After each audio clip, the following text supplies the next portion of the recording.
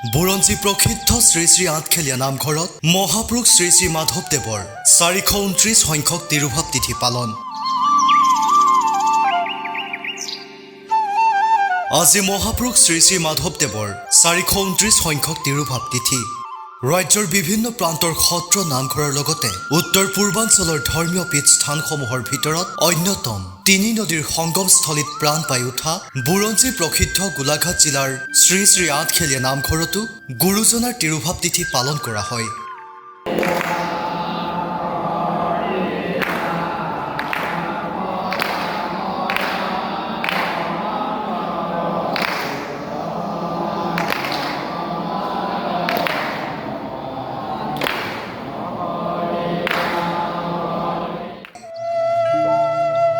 এই উপলক্ষে ধৰ্মানুষ্ঠান ভাগিত পুৱাৰে পৰা ৰাজ্যৰ বিভিন্ন প্ৰান্তৰ ধৰ্মপ্ৰাণ ৰাইজ উপস্থিত হৈ দ্বিতীয়জনা গুৰুক স্মৰণ কৰাৰ লগতে ধূপ চাকি জ্বলাই শৰাই নৈবেদ্য আগবঢ়াই প্ৰভু ভগৱন্তৰ শ্ৰীচৰণত আশীষ নিৰ্মালি গ্ৰহণ কৰে।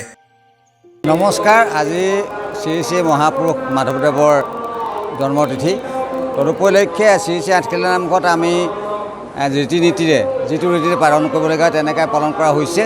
আৰু আজি সেই ভক্তসকল আহিছে তিথি উপলক্ষে আহি তেওঁলোকক সমাগম কৰিছেহি। গতিকে আমি সকলো ভক্তসকলক ধন্যবাদ জনাইছোঁ। আমাৰ তিথি উপলক্ষে আজি আমাৰ বিশেষ অনুষ্ঠান নাথাকিলেও কিন্তু আমাৰ হৰিনামেৰে আমাৰ শ্ৰী শ্ৰী গুৰু দুজনাৰ তিথি পালন কৰা হয়। গোলাঘাটৰ পৰা টুটুমণি বৰাৰ প্ৰতিবেদন NE8 নিউজ।